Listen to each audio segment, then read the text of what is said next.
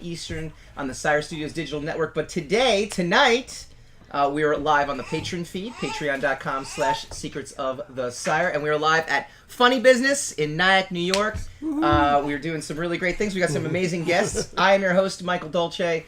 As always, joined on the far side. We need a barrier between us now. Far side. The holidays are rough, man. It's rough for couples. There's always some sort of argument that happens. Always come between us. Yeah, Mr. Hassan Godwin. In between to my right, immediately is Darren Sanchez, custom comic book director at Marvel Comic Books, and next to him is Mike Fasolo, Emmy Award-winning writer from Robot Chicken. Woohoo! All right, we can go live. Yeah, that's He's it. a genius. Yeah. Tonight, we are talking Rise of Skywalker. We're going to talk Mandalorian as well, and we are going to rank our best Star Wars movies, our favorite Star Wars movie, in order, or just the Star Wars movies, I guess, in general, in order as we spin the racks. All right. I'm gonna begin. This is my daughter in the background, which is awesome. Come here. We'll get her in the camera. She's a beauty. This is Bella Boom. Hi, Bella. Say hi. Hi. Okay, now she's gone. I wanted over That was her claim to fame, and now she's gone. She brought up a lot of great points. I think so. Yes. She sums up the Star Wars fandom. Podcast is done. Perfectly, right? I think that kind of sums everything up right there. All right. Kind of the analogy I like to use. Actually, ironically, as my wife walks out, which is good. Dated a girl a long time ago. Long time ago. Dated a girl a long time ago. What? And things were going really, really well, and then she just decided, she called it quits. The glass broke. Nothing too dramatic happened, but enough happened where I said, everything soured. And then she came back a few months later, and she's like, "I'm really sorry, and I shouldn't have left you, and I shouldn't have, this shouldn't have happened, and can we, I feel like I made a mistake. Can we try again?" And we went on a date, but the magic at that point was kind of done, and we never went another date ever again, and my wife and I ended up meeting each other and having kids and all that fun stuff. Good analogy though. For as I was watching Rise of Skywalker, I remember watching it going, the magic is gone. The magic is gone at this point. I enjoyed a lot of the stuff that was happening. I remember thinking there was a lot of stuff where I go, boy, it really would have been nice if they had this plan from the beginning. It would have been nice if they'd have put this in here. It would have been nice. There's a lot of real meaty stuff to it. But the relationship is dead. What do you guys think? Well, I broke up with Star Wars, I think, with The Last Jedi. As soon as I realized, like, about maybe 10, 15 minutes into the movie, that it was a middle finger to Star Wars fans, basically older Star Wars fans, just trying to get rid of everything that was in the past, almost as if, hey, we still got to pay George Lucas for anything we use that's old. So we have to get rid of all of that stuff and just bring in completely new stuff. I don't know if that was the reason or the deal, but it really seemed like they were just trying to get rid of everything. So I feel kind of the same way. The passion, the love for the IP that I used to have is not there. It's just any other sci-fi movie that I'd like to see, but I'd rather have gone to see Ip Man 4 or 1917 than 1917. Yeah, that actually looks like Cats. good. Well, definitely not Cats. I'll see Star Wars twice before I see Cats. So one of the things I tried to do before I saw the movie, I saw it on Sunday, the Sunday after it came out, was stay away from all spoilers. But I did manage to catch Hassan's post on Facebook. What was it exactly? It was nice try, good course correction, lousy ending. Yes. This is, by the way, the spoiler-filled. Yeah. So, if anybody hasn't seen it, we gave you a solid week, and by the time this airs on Facebook, it'll be a solid 2 weeks. So we've given. It's your fault. Yeah. At this point. At this point, right? It's not our fault. It's not our fault. So Hassan, elaborate on said post. It was a nice try. It was a good course correct, but it had a lousy ending. Wow.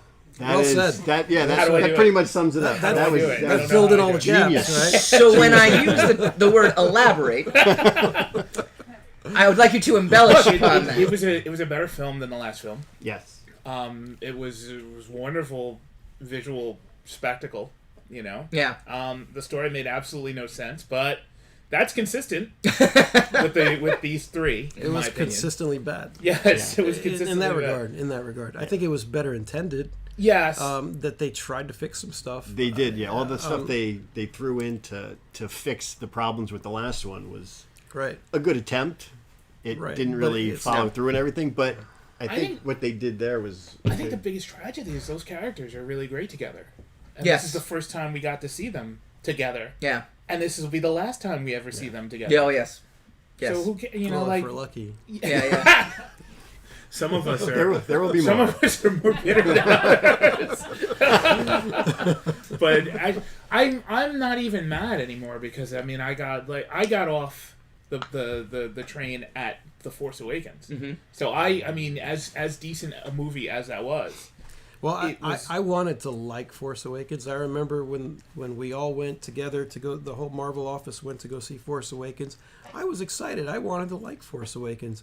And about halfway through the movie, I realized it was the same movie of A New Hope. It was Yeah. basically A New Hope with different characters. Yes. And there was no innovation. There was nothing new except for replace this guy with that girl or this thing with that very similar thing. Yes. And another Death Star. And Boom, a the end. and a destabilized lightsaber. And yes, which is, and, you know, and a villain who sucks. So I left there thinking, well, that was kind of fun, but I don't think I really liked it.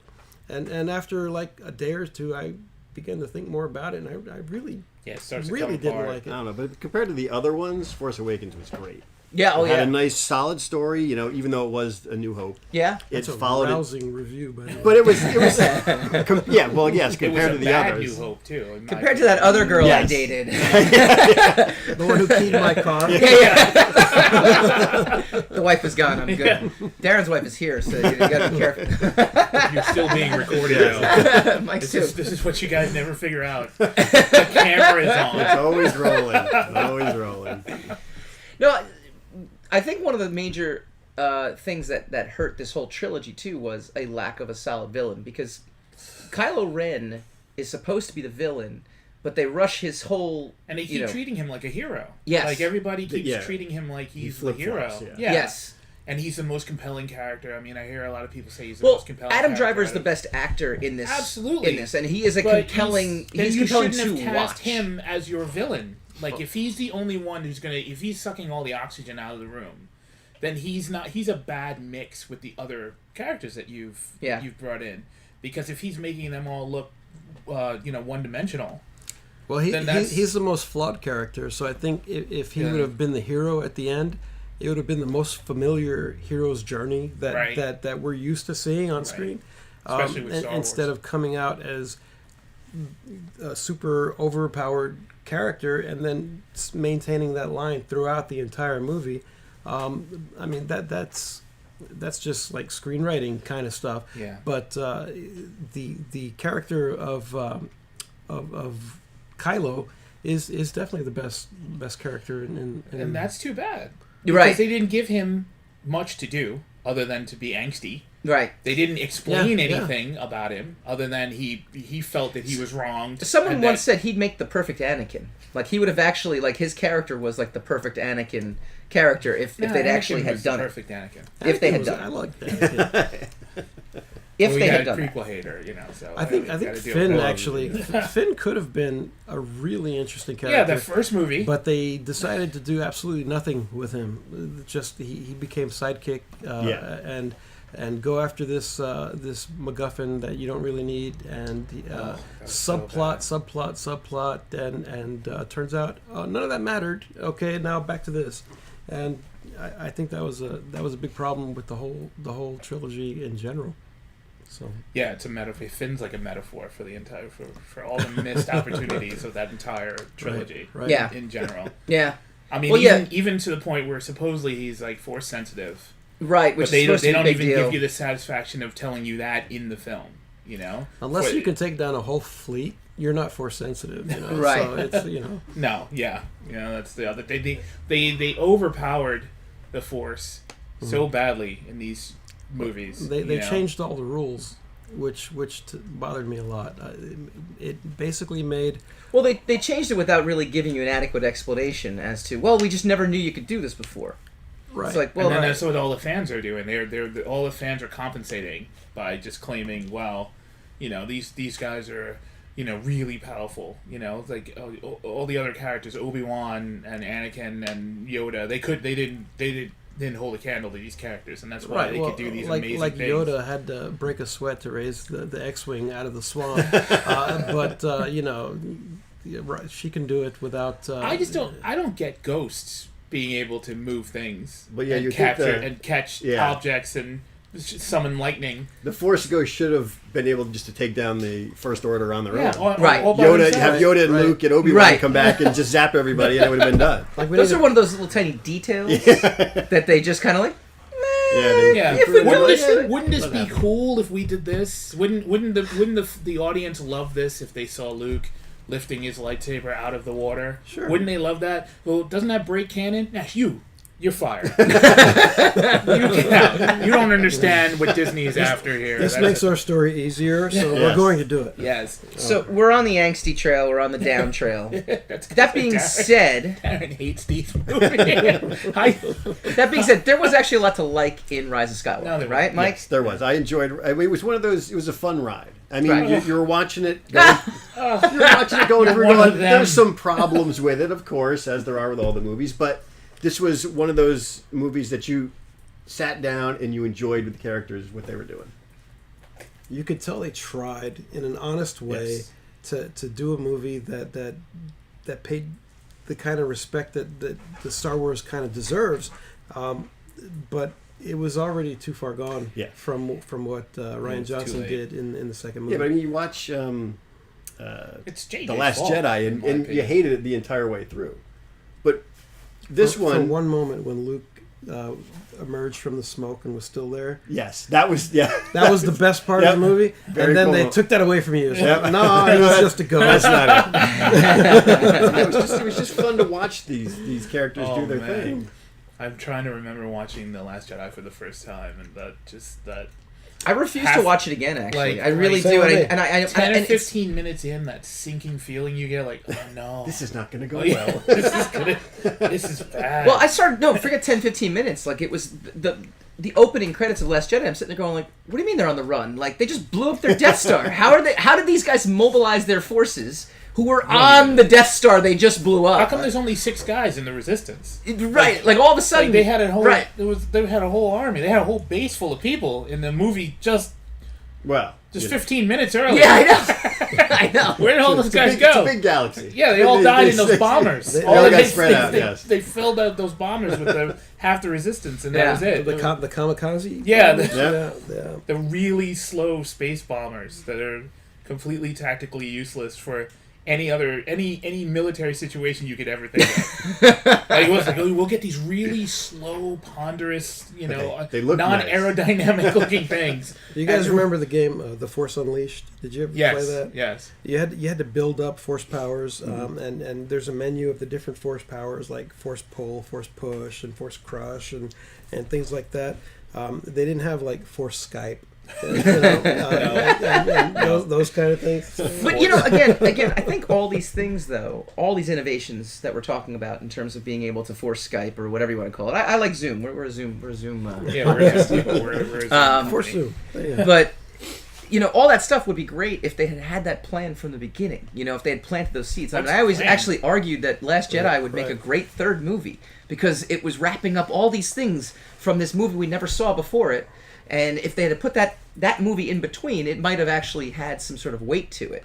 But now, it just seems, even in this third movie, you sit there and go, "All right, she's a Palpatine." That was one of the big drops, right? It's a twist, That's kind of cool. There's a twist. Silence all cell phones. No. There's that's a twist that doesn't quite sit well with me, but might have had they planned it 2 movies earlier. If they put little seeds in, so you're like, she could possibly be Palpatine, but they didn't. They threw that in. But people see things retroactively, though, because I've seen people having discussions about it. It's like, well, you could obviously tell by the way she uses her lightsaber, and you could, that she's. I mean, people are just doing the work for. Well, Disney. I think they threw that in just because when you found out that her parents were nobodies, the fans were again like, "Oh my God, that's horrible! You can't have her be a nobody." I'll take a minute to say that. Who is dismayed by that information? Apparently, people were. If they had to change it in this movie, I'm talking about like in the context of an actual character. You want to find out who your parents are. When someone tells you your parents were nobodies, like, yeah, but I'd like to know their names. Like, who are they? I was dismayed by it because it's like saying your parents doesn't matter. When it's like, well, it really, actually, it does matter. But she starts crying because he says that they were nobodies. And then we find out it's Emperor Palpatine's son. Not son. What I'm talking about. I'm talking about. I'm talking about the logic of your parents were nobodies. Like that's you didn't.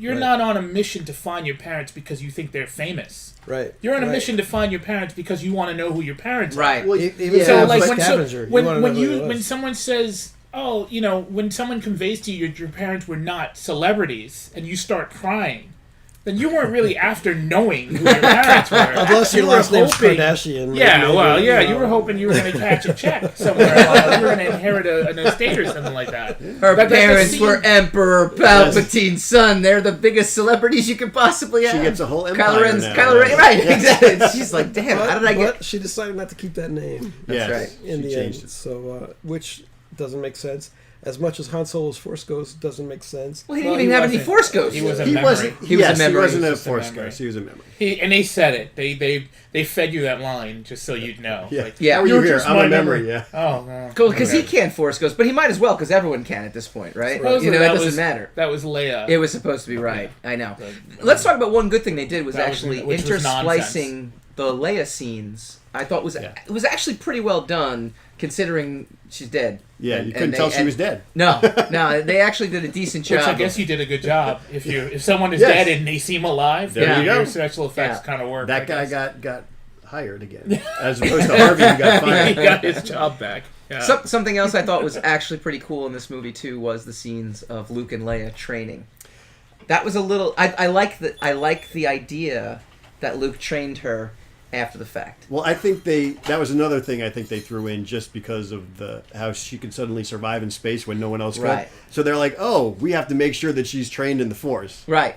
Which I thought was kind of blah, but Well, I like the idea. I like it's an effort. They're putting. Yeah, they try. It's like when your wife complains that you don't do the dishes and you do it one time in a year. I did it. Hey, I'm good for another 6 months now. Whew, that was tough.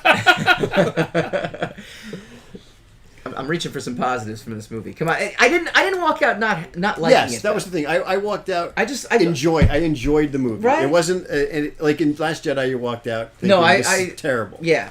And even in the prequels, you walked out thinking they're terrible. But this one, I walked out going, it was a fine movie. I didn't mind paying for it. Right. It was respectful. They tried to do the right thing on a story that was already way far gone. Yeah. And they made some missteps story wise, but intention wise, they showed Rey training. They paid. They were honorable to Carrie Fisher. And the character of Princess Leia, they did a lot of good things and had a lot of good intentions, but still, it just rang as ridiculous with too many plot holes. Characters died and came back to life, or seemed to die and never did die, and it just by the end you just didn't care anymore and you just wanted it to be over. Yeah. And I'll say if that was the first movie. If they had done that movie instead of Force Awakens, which would kind of solve two problems. It would get rid of the stigma of the fact that you remade when the original movie, like your first adventure in this world is to remake what had already come before. But also, it would have shown you that you were willing to go really big. And it would have given you brand new characters who all have like really good chemistry with each other. Yeah. So if you were watching this movie first and you knew there were two more movies, you would forgive it all the answers that you didn't get, all the questions it asked. But I don't think that new characters was what fans resented. It's like I always said, The Force Awakens. The first 20 minutes of Force Awakens is actually really good because it has new characters doing. Finn being a former stormtrooper, repenting was actually a really cool idea that I never really thought of. So that's actually pretty great. It was going somewhere and never went anywhere. Stop the train. Stop the train. As soon as Han Solo shows up, then it becomes this other movie. Then it's a checklist. Yeah, and then like Star Wars Rebels, for instance, it's a whole band of new people, and it's a whole new dynamic. Yet you're still interested and you're still involved. So I don't think that not having Luke and Han and all these characters. I don't think that was.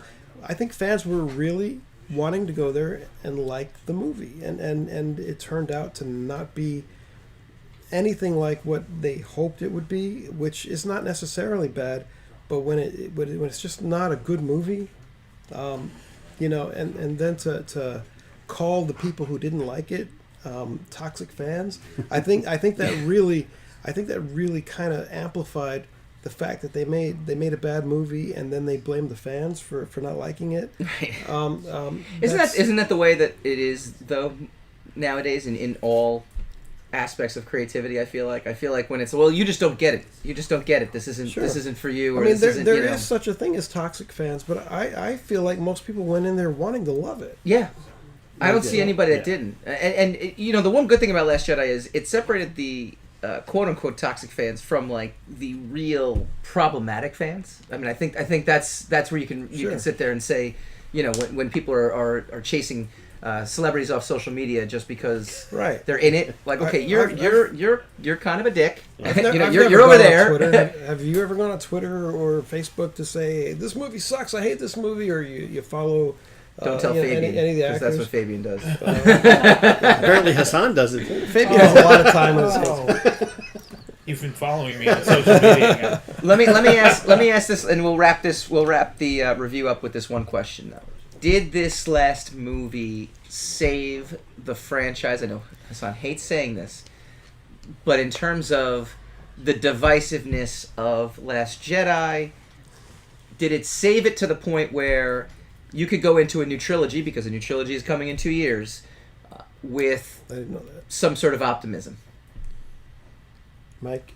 You're the most positive of the group, and even you're kind of shaking your head at this point. Because you've seen how they did the prequels, and you see how they did these last three. So going into another trilogy, you're probably going to be like, it's probably not going to be very good. There's a lot of story to tell. From Old Republic to just, I mean, I could probably list a dozen different stories they could tell, and I guarantee they won't tell any of those. Yeah. They might tell a story of the kid with the broom at the end of the story. It's and there's so many novels, from Darth Bane to the Sith Academy to just all kinds of stuff, and I feel like they just don't respect that stuff enough to do it. But I think Mandalorian gives it hope, because it seems like they, even though I can't understand it, but some of my friends actually hate Mandalorian. They think it's so slow. How many scenes do we need to see of him walking slowly? That kind of stuff. But wow. I think it's the instant gratification. I think people. it is. Well, what Darren just did is what we like to call a segue. When we come back, we're going to review Mandalorian's season finale and talk about the hope that Star Wars can be good again when we come back. Check out the all-new Sire Studios website, SireStudiosInc.com. Find all your back issues for The Sire, Mainstream, Undone, and more. And be on the lookout for news and announcements, convention appearances, and brand new podcasts coming to Sire Studios. That address again is SireStudiosInc.com.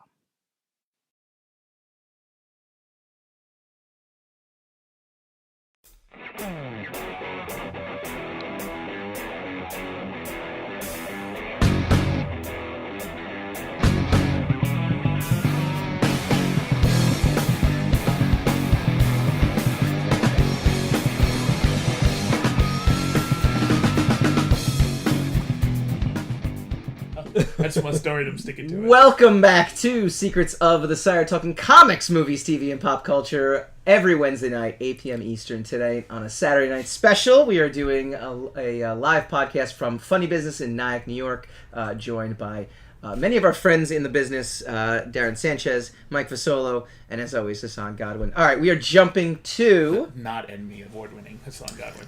No, you don't have the statues. no statues. Yet. I've got plenty of statues. You're just not Emmy. You can go get them at any You store. got the participation trophy. He's got a Spider-Man statue. It's a wall of participation You trophies. can buy an Emmy off of eBay. It's easy. Wall of participation trophies. That's all we could ever hope for. That's all we could ever hope for. All right. We were just going to Rise of Skywalker. Ironically, I liked Rise of Skywalker to a point, so if you listen to the segment, you're like, man, they must have really hated it. But I didn't hate it, but still, meh. Jumping over to something hateable. that everyone seems to love, and I like. Oh, Darren loves. Hot take. Hot take. It's The Mandalorian. Now, Mando. You gotta call it Mando. first of all, can we just get this out of the way? Carl Weathers is and always will be the trainer from Happy Gilmore. Like, even in there, he's like, Mando, come on! No. You've gotta just wait to get home. It's like, hey, he got his He's hand Apollo back. Creed. Yeah. He will always be Go to your Apollo home. Creed. Go to your home. We're in the Oh, Apollo Creed he's cast. the You guy guys from are in Predator. the Happy Gilmore He's cast. the evil lieutenant for Predator. All right. Chris, the owner of the store, just walked in. Chris, Hi, Chris. Carl Weathers, Apollo Creed or trainer from Happy Gilmore?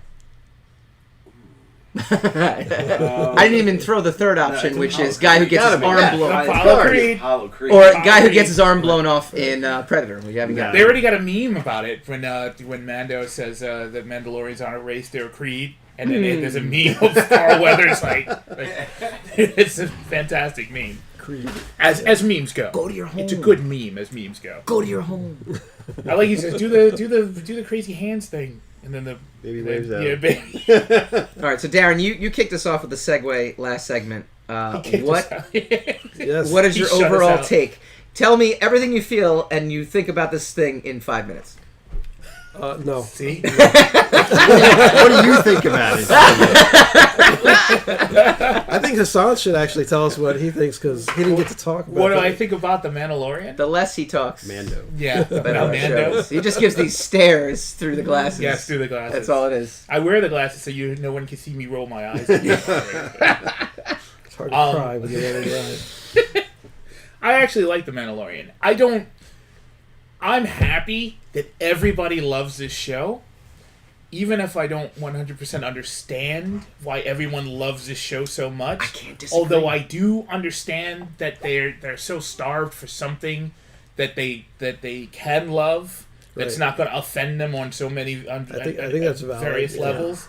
So I get it, but I don't have any desires about the show. Like, I wish the show was more or less, and I wish it was a little longer, maybe. But even that, after all these weeks, I've become accustomed to it being this quick, dopamine hit from the galaxy far, far away. So, I really like it. I don't think it's the greatest show on television, Right. but I really enjoy it. It's not action packed like everything else on TV No, these days. it's not yeah. And I kind of wish that it was going somewhere. It feels like it's just stalled and it's not going anywhere. Oh, see, And- that is a hot and- take. and- Darren's hard on Star Wars. No, I'm serious. I love the show, but I think that where's it going? And take off your helmet. They paid this actor a lot of money, and you haven't seen his face in like They 5-6 did episodes. I told you though that they were going to have to eventually. They did it in They're the gonna best have to possible take way his too. helmet Though. off. They did it in the best Yeah. possible way, right? You get that glimpse of it, so you know what it is, but it's not a big. It wasn't. But it's dangerous because the old Judge Dredd effect. Where Sylvester But Stallone you know- takes off you- his helmet, and that movie is a downward spiral from. Do you know what's good though about what they did though? They juxtaposed him taking off his helmet by showing you him as a kid for a while, by and the they way, showed the spoiler father. alert. Yeah, that's all right. This is not airing until Wednesday, so Yeah. we're good. They didn't actually they kind of juxtaposed everything to the point where you kind of like when he took his helmet off. Obviously, I knew what the actor kind of looked like, But I didn't remember him from. I mean, I remember him from Game of Thrones, but I couldn't. It's not like I could do a composite sketch of his face from Game of Thrones. It was like, oh yeah, that's what I think he looks like under there because of what they did leading up to it. I'll tell you my only nitpick about the whole show. It's so bad. My nitpick is so bad. He slouches. So it's basically, the dumbest critique you've ever given. It doesn't matter. I don't like you at all. He basically his entire Hassan's burns are like they're like deep. They're like, I've had a problem with you and your attitude for many years. Long time. Yeah, I know. Keep coming back, but I still have a Your problem breath with is habitually offensive. Jesus Christ! It's made it way They haven't worse. showed him brush his teeth once. His presence his presence is all physical because there's no face. He's got no his presence is kind of in his posture, and sometimes and it's not always Pedro Pascal in that suit. There've been articles about it that a lot of times he mostly does voiceovers. He's not always the actor in the suit. So sometimes there are times where he just kind of has a, and I'm telling you, it's the worst nitpick at all because it doesn't matter. But sometimes he's just not imposing, Sure. and you sometimes just want him to be a little more Vader-ish, where it's just like, wow, that guy walked in the room, you'd be worried about it. That armor's heavy. That's actually a valid complaint because in like the new Terminator movie, when that little 5'1" girl holds up the rifle, she's completely holding it wrong, and she doesn't look like she even knows what she's doing, and that's a valid. If you don't look like Maybe Spartacus, if you don't look like a gladiator, Darren, don't be toxic. I'm not toxic. Toxic masculinity. Let's say they threw you into Spartacus, and you're holding the sword. You're not going to look like you know what the hell you're doing, and I think that is important, So it's not completely. So you do know what I did on my holiday weekend. You do that every holiday weekend. Everybody knows what you do. That you dress up like Spartacus every Christmas. It's just it's weird, man. No. I'm just saying it's it would be weird if I did it for Christmas. It's all right if it's a Tuesday. If it's New Year's, it's all right. It's New Year's. That's just a good time. But that's my only kind of thing. And then sometimes but these are regular show nitpicks. Like sometimes he knows how to fight, sometimes he doesn't because the script calls for it. Yeah. Right. So that happened a lot in like Buffy the Vampire Slayer, where sometimes she could fight, or sometimes Angel could fight, and then sometimes and then when he got his own show, he kicked everyone's butt. For 25 episodes a year. They're trying to make the villain look good. Lead actor armor. Yes, that's the plot armor. Yeah. But that's my only. I like it. It doesn't overstay its welcome. Mm-hmm. It's these are very short bites. They are obviously building to something because they've got what are they building? I don't know, and it hopefully it's nothing. Huge it's funny you bring up Buffy because though, right? Every time they try to do something huge, they don't do it well. They don't do Star Wars huge very well. But Buffy is actually a great analogy to what I feel like Mandalorian is going to become, though, too, because I feel like the first season of Buffy, I never watched, right? I was never a big Buffy fan at first. I came in later on. When they were, they're firing on all cylinders, they were able to bring in new characters, to get the plot, like Joss was able to figure out what they were going to do with the show, right? That first season, I ended up going back and watching, going like, oh yeah, it's not how great, how did they get renewed to season 2? Season 2 was amazing, amazing. Spike came in, the only thing was of great. Its kind on Angel the show, came on TV that and I feel like Mandalorian is exactly that right now too. It's the only Star Wars that's safe to watch. So you don't think it's that's found respectful? Its way yet? It hasn't. But what it did was it it's established everything. Right, it's on its path. It's going to go somewhere. So that's why I like it. I don't love it. We've talked about Mandalorian for a while. We haven't even mentioned Baby Yoda. Isn't that unbelievable? Baby Yoda makes me mad. Oh boy, because it works. Every time I was like, oh, damn it. He got me again. It's like Baby Groot. It's like this, you're not going to get me with this. I'm not merchandising. And I have a Baby Groot at home. It's and it's like, man, and it just makes you mad that works. And it works every time. And then Baby Yoda is, when they first revealed it, because remember when we were doing the build-up, the show before that, supposedly was supposed to be this big secret that they were going to reveal that first episode, and we speculated what that could be. We were nowhere near. Sure. It's going to be. I have a question for you guys though. when the Mandalorian leaves the ship and he leaves Baby Yoda all by himself.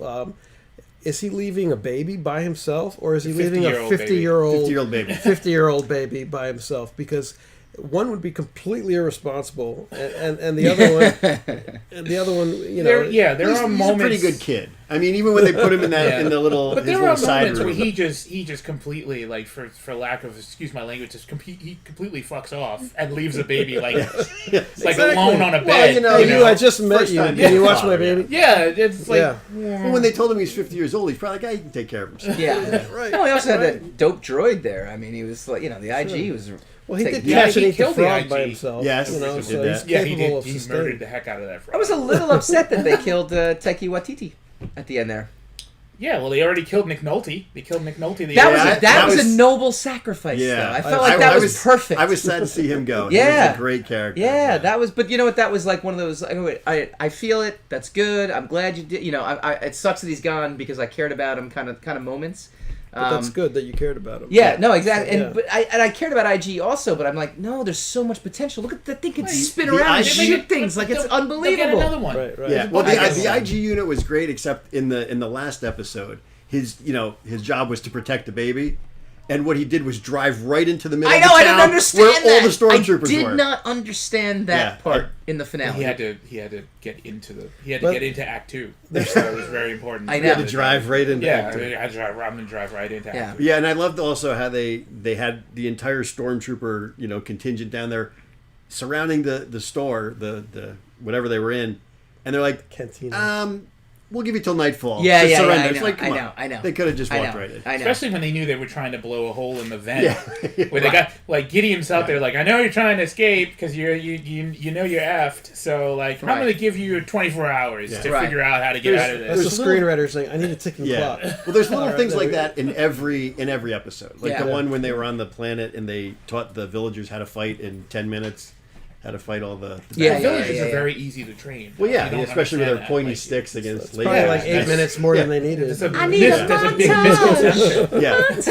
Montage. But the show generally is fantastic. Other than it's so much all fun. the stuff we've been complaining about. But those are again like your little nitpicky thing where he's just slouchy. Yes. All that stuff is like, you overlook it. Yeah, it's not a deal breaker by any stretch of the imagination. Then they just show you Baby Yoda and you're like, okay, this works. This is a great show ever. What do we make of the dark saber at the end? Was it a saber or was it just like an energy sword? The dark saber, as the name suggests, is a form of lightsaber with an all-black blade. You don't watch Clone Wars or Rebels. No, I haven't. That's why you don't know what the dark saber is. I didn't know what that was. Mike, I don't either. That's okay. But I just thought it was a laser sword. We don't have Emmys, so I mean, there's that. I have one for each of you. Everything balances out. All right.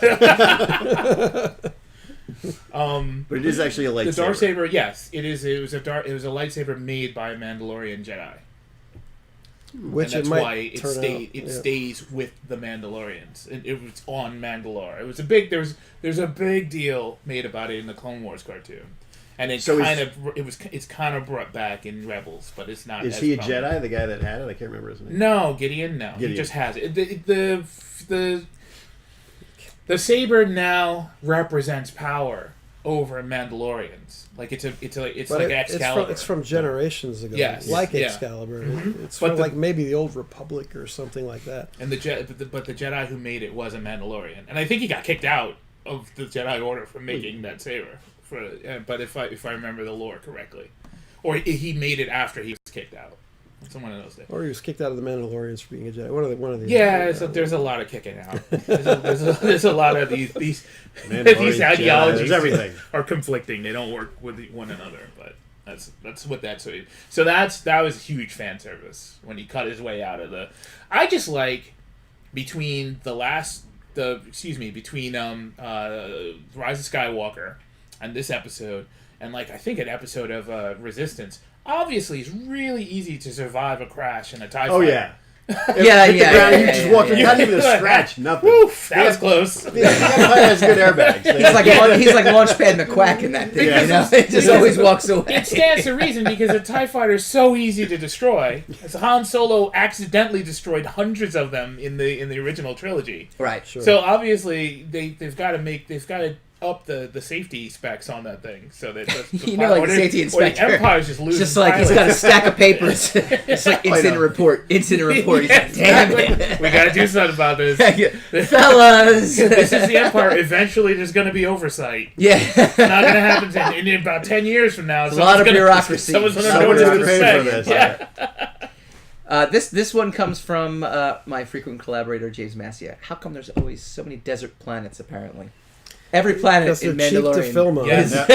And that's what LA looks like out when you drive outside of Building futuristic cities. But see, that's what I was talking about with this season and it being such a success, right? I feel like they're going to get a bigger budget. We're going to be able to see some more things. Oh, they're gonna but hopefully they won't try to go... Like, right now, they're just on a nice, straight, easy path. Yeah. Hopefully they won't try to go over the top and make it another terrible Star Wars thing. That's what I'm worried about. Because everyone's going to love it so much that they're going to go, okay, now we got to make go 20 of them. We got to go crazy and make it incredibly huge. Oh, there's another thing I really love about it. The character, the blacksmith, I forgot her name. The meddler. She's awesome. Yes. Oh yeah, she's the Lady Mando. Yes. Yeah. Well, she's like, I think she was like a shock trooper or something. And you're talking about her. You're talking about his companion. Gina. Gina. She's great. She was fantastic. And they give her good stuff to do. Like, it's not just like she's not like an overbearing personality on it. It's like, they don't use her for conflict, Right. Usually when they have an ensemble, where they have a main character, like a mono character, a mono cast, and they'll give them other personalities to banter with. And a lot of times they'll overdo it and make the bantering personality, like the Starscream personality. Yeah, exactly. They'll Starscream and Megatron it, where it's like, why are you even talking to that guy? I want to be in charge. She's very complimentary to what they're doing. Also, is Baby Yoda, because basically Mandalorian is Lone Wolf and Cub, right? It's just a retelling of Lone Wolf and Cub, and so the Baby Yoda is really cute. The cuteness offsets the Mandalorian's very imposing at times, slouchy, physique and his slow walking. Yeah, exactly. The slow desert walking for 10 or 15 minutes, and then they bring in Cara. What's her name? Cara Dune. Cara Dune is her character's name. Right. And we've been butchering her name. Actually, I've gone back to podcasts and we don't get it right ever. So Cara Dune, we're doing all right. Nice job. And that was me. Well that shows preparation. That's what I bring to the show. Yes, you do. And his glare underneath those glasses. But I hide it there. With the glasses. She was also great in Deadpool, by the way. Who wouldn't want to buy this show? All right, last question for you guys: to binge or not to binge? The weekly format, yay or nay? Definitely to binge. Oh, you'd rather binge this show? I would rather binge it. I knew there was going to be spoilers, so I couldn't not binge it. Right, but I would have much rather waited until it was all done and then just watched it all in one shot. Hassan, you're also... I'm a binge person, just simply because I want immediate gratification. So, if I watch something and I really like it, I just want to be able to watch it all the way to the end. Yeah. The problem is that you'll wait a year for a show and then finish it in a day. And then now that year wait is feel that whole year. As devil's advocate, I think the easy answer is to say it's okay. You want to binge it. Yeah. But when Stranger Things comes out and you watch it all in one day, and then you feel like it's like eating all the ice cream when you shouldn't have. That's the best part. For Stranger Things, you could wait 3 years for another one. They don't put them out yearly. Stranger Things probably would have done better and made a bigger media footprint on when it was released if it had done what Mandalorian's doing and came out once a week on Friday. I'm a huge fan of the weekly. Huge fan of the weekly because you can still binge it. You could wait. But for something like this, there's going to be spoilers. But with I like binging, Hulu's format, 3 episodes per week. Well, but with binging, you can still wait if you control yourself. You'd have to get off of worlds. everything. Binging actually can control themselves. Yeah. Yeah, but you know what? It's like the Netflix. It's like Netflix though. It gives you that little thing at the bottom. Do you want to watch the next one? Yes. 3, 2, 1. So you only have 5 seconds to make a decision. One is a You format. can't even find the remote. You have little kids, One is a format. and they're watching the cartoon, and you're like, all right, we're done watching. Where's the remote? That show's on. You're done. I'm not talking verb binge. I'm talking format binge. When you have the ability to binge, then you don't have to verbally binge. You know, so I don't know what he's talking about. Something about verbagely binging. I don't know. Yeah. All right. one's a is format, one's a verb. So you can binge something, but you can have the ability to binge, or you can don't. binge. It's a buffet. Okay. You don't necessarily binge at a buffet. No, we're right? talking that's about all I buffets. do. That's the service. That's That's all all I it do is. at a Binge. buffet. It's a Oh my binge. god! Then you're All right, real terrible quick, people. rank your top 5 buffets, real quick. No. Go. Chinese food. All right. When we come back, we go spinning the racks, ranking our and the audience's favorite Star Wars movies. When we return. What I want to feel for Rian Johnson as a creator is that he turned in the most kick-ass Star Wars script that was going to flip the script on the entire saga, and Kathleen Kennedy and everybody else like, no, we can't do this. What else you got? And then he turns into the first draft of the Star Wars fanfic that he did when he was 15 years old. He goes, well, I got this also. And they're like, we'll make this. This is brilliant. Secrets of the Sire.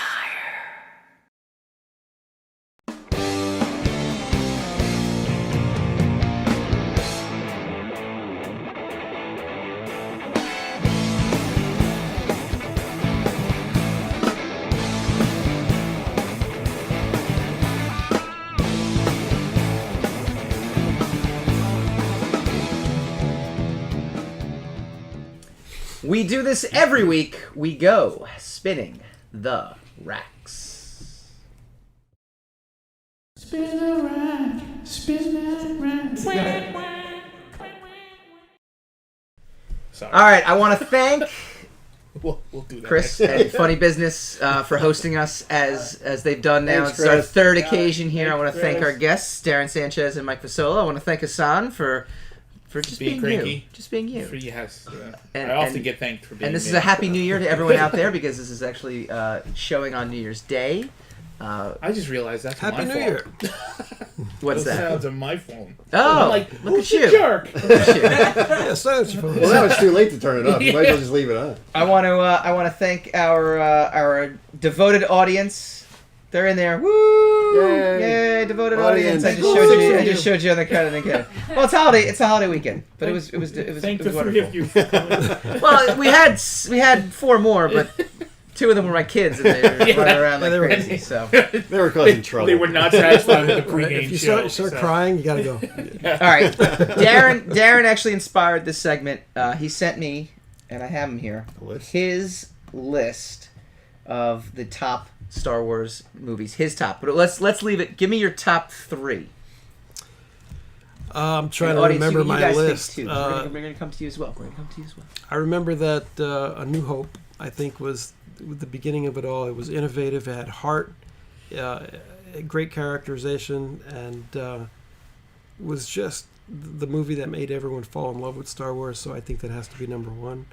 And then maybe controversially, because I like the prequels, I think Revenge of the Sith is You just made like a new best friend for life. Like I- he's your I- BFF for life I think right now. Revenge of the Sith is actually the strongest of all the movies because of the tragedy and all that. I know it's not a popular choice, but Just that keep speaking. that I feel like if you're gonna watch a kung fu movie, you want to see some kung fu. Yes. Okay, and that one gave you some kung fu. It did. That fight between Anakin and Obi-Wan, probably the best lightsaber duel on Hands film.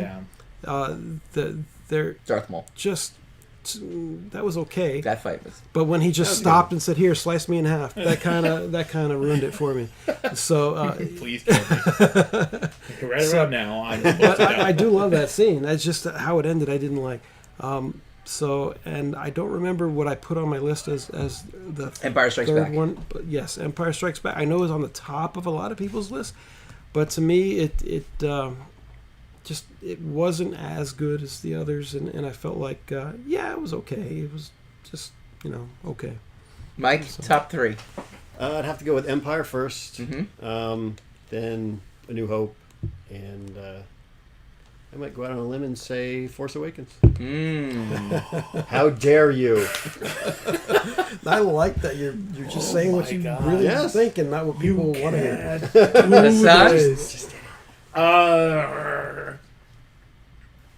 I think Empire Strikes Back is the best one out of all 9, right? Or 12 at this point. Revenge of the Sith is my favorite out of all of them. So that's 2. And Rogue One is my third. My favorite. Oh, wow. That's some controversy there. I could explain Rogue One. Rogue One is basically a good story, a solid story. I know. It's okay. It's okay. Yeah. You are. I love no. I love when you give your opinion. Someone says no. We go into bottom 3 next. It has its moments, definitely. I think it's a solid story. I think it's the first Star Wars movie that actually goes full bore war movie. Like it's Sure. basically a science fiction version of Saving Private Ryan, and also it's a Disney one, so it's chock full of like actual contemporary special effects. Sure. So all the stuff that they couldn't do in the original, in the original 3, along with a really decent story and decent characters. Isn't it amazing? I'm going to stop you for 2 seconds. Isn't it amazing when Force Awakens came out, whether or not you liked the fact that it was A New Hope over again or not, you had Force Awakens, then you had Rogue One, and you had 2 movies that, again, I don't think there's anything to hate about those 2 movies, right? You kind of sit there going like, boy, these guys are going to be great. Like, this is going to be this is going to usher in a new era. And then... It's like, and then The Last Jedi they were going well. Everybody, because of the last 2 years, everybody thinks that people have been hating the Disney, the Disney iteration of Star Wars for, since they started. No. But it was literally The Last Jedi absolutely turned everybody around. Yeah. Absolutely. Because everyone was like, oh, Star Wars has been saved. It's finally, it's finally good. It's finally something I can watch. Force Awakens was flawed, but it wasn't like maliciously, it was well received. It was trying to bring everything back. In fact, people criticized it as tepidly as we were criticizing Mandalorian. Like, there's 1 or 2 things that It's like if Mike asked us to write a trilogy, and you went off, and I went off and wrote our own movies. Yeah. And then we used Chris's version. Yeah. Then we told Chris to edit it together. Yeah. See what you can do with this. We all write trilogies. Then a committee picks the best one out of each of our 3. Meanwhile, George Lucas is in the other room going, "Hey guys, hey, make us some eggs." Chris, top 3. Shout it out. I really just, it's really the original 3 for me. I hate all the Rogue One? I agree. I don't like any of the Star Wars movies since the original 3. So. Wow. Amy, Karen, who wants to go? I only saw New Hope, so... Okay, so that's your favorite one. Yeah. Andy? New Hope, Return of the Jedi, Revenge of the Sith. I'm glad you brought Return of the Jedi up. Go ahead. Empire Strikes Back, New Hope, and Jedi. Jedi. Oh, yeah. Everyone hates Jedi. Why?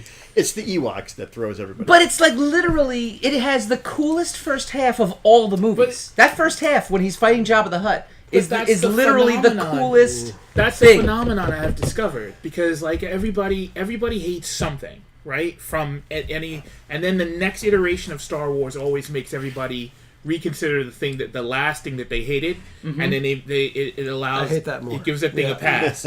So like people couldn't stand Jedi, and then the prequels came out, and they were like, oh, the originals are, they're sacrosanct, nobody can touch these, and so people hated the prequels, and then The Last Jedi came out, and then everyone's reevaluating the prequels. These aren't bad. So people hated The Last Jedi, and now The Rise of Skywalker came out, and some people are like, well, at least The Last Jedi actually had some innovation. It tried to do something different. And it's just, that phenomenon just continues. So the next iteration of Star Wars, the next trilogy that Disney puts out, which will be who knows what. 2022, we'll see. People will be like, why can't we just go with?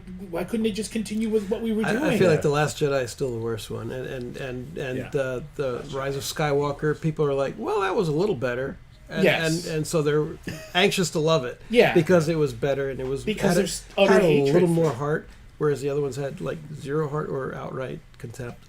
So. And for Rogue One, one thing that I just hated was that I love Donnie Yen, and I feel like they completely underused. It's like casting Bruce Lee as Kato and not putting, and not letting him do what he does. It's like, it's not a perfect movie by any stretch of the imagination, but I liked it because, again, it's like The Mandalorian. It doesn't overstay its welcome. It doesn't bog you down with like this long mythology or whatever. It's these people outside of the genuine mythology. There's no Jedi in it. There are no lightsaber fights, and it just shows that you can have an ensemble cast in the Star Wars backdrop, and pull something off. You can do this. You could look at other, because that's other than like the holiday special, whatever. These are brand new characters. Other than the Ewok adventure or the holiday special, these are brand new characters in the Star Wars Let me give universe. a quick defense for the Ewoks, and the defense for the Ewoks is not necessarily. Oh, everyone. Quick defense for the Ewoks, and the whole store comes down. Apparently, that's what ends up happening. But no, as a kid growing up in the '80s, and I was legitimately a kid growing up in the '80s, the Ewoks weren't actually so disturbing to me. Not because they were cute and cuddly, and how does that actually end up defeating the Empire? All 80s movies had creatures just like that. It felt like it's a Gremlins too. Everything right. Yeah. So to me, as a kid growing up, I just sat there going like, this is just. I didn't think this at the time, but I'm looking back now, going, this is just 80s storytelling. So I look at that and going, all right, I'm okay with that. Like, I'm okay with that. And I was okay with that as a kid. I understood the angst and the anger. Later on, I go, oh yeah, I guess cute teddy bears defeating the Empire is a tough sell. I don't know if anger is the right word. I think it's just like indifference. Like, I don't think I like that one. The irony, of course, is that it was supposed to be Planet of Wookiees originally. That would have been badass. Wouldn't that have been unbelievable? I know. Yeah, but I mean, you would have.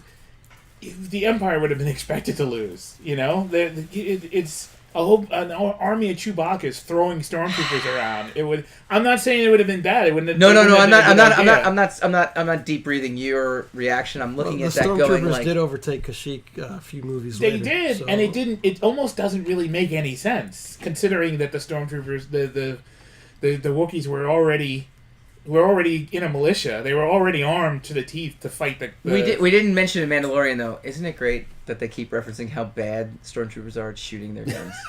Like in that last episode, they are literally... I mean, they are really driving that point home. Well, I wasn't a stormtrooper. Yeah, exactly. Yeah. Even though Bill Burr was, even though he made that comment, and he still missed every shot that he did. And he has 3 arms and 3 guns and couldn't hit. Like, unbelievable how much they do that. All right, well... Let's do worst real quick. Let's do worst. You said Last Jedi. You're going Last Jedi also. Are you going Last Jedi also? Are we in consensus? Last Jedi is the worst. Yeah, I'd have to go with Last Jedi. I have to still say Attack of the Clones is the worst Star Wars movie I've ever seen. I think it's bottom 3, but it tried to be good. That last 14 minutes is the most amazing Star Wars I've seen in the entire prequels. I think the last 14 minutes, but it does not excuse the first 2 hours. It does not excuse me sitting through 2 hours suffering through of just awfulness. Yeah. To get to this point, I remember literally going with 2 of my best friends and being like, "Oh, Yoda! Oh my God, we're here! We're finally here! This is great!" Right. Credits. And I'm like, "What? Like what? Like what did I just? Like what?" I literally walked in. I'm like, "No! There's." I'm ready. Movie. I'm ready for the next hour. I'm ready for this next hour of movie. I gotta say that the scene where Mace Windu, spoiler alert, where Mace Windu kills Jango Fett. Yeah. That to me was is it worth the price of admission? My favorite Jedi. Being badass, and so I think that was as good as any moment in the movie. Attack of the Clones as a prequel fan, Attack of the Clones is pretty unwatchable. It's not. I genuinely. It really has difficult. It has really good moments in it. Yes. It's the worst of the three. The fight in the arena is great. I think all the Star Wars movies have their moments. It's not great because why would you put yourself in an arena? You allowed yourself to be surrounded. That never made any sense to me. But because once we start this ball rolling, it won't stop. It's essential storytelling. He made it. There are essential moments. It's essential storytelling, but it's not a very good, not a well assembled movie. It really, and it's the most experimental he became with the digital special effects, with the digital formatting. So it's wow. Oh boy. So it's not. Yeah, it's not. It's completely. It's the end of the show. We're okay with it. That's the it's music. completely in The song's shambles. gone on too long. Yeah, Played him off the stage. No, but that would have gone on. On that note, I want to thank everyone who came out to Funny Business in Nyack, New York. This has been a live broadcast of Secrets of the Sire. All our patrons, so go to patreon.com/Secrets of the Sire to get in on exclusive material such as this. If you're watching us Wednesday, because it's Happy New Year Day, and we are broadcasting this as a finished podcast on Wednesday night, thank you for joining us as well. For my son, and look, Hassan can crack a beer now. Yeah, the beers have come out. I'm three in, and my points have never been sharper. I want to thank Darren. I want to thank Mike. I want to thank everybody. I want to thank Chris from Funny Business. Thank you, everybody. Thank you guys for showing up and being here. I hope you guys had a Happy New Year, and we'll be back next week looking ahead to 2020. Yeah. Boom.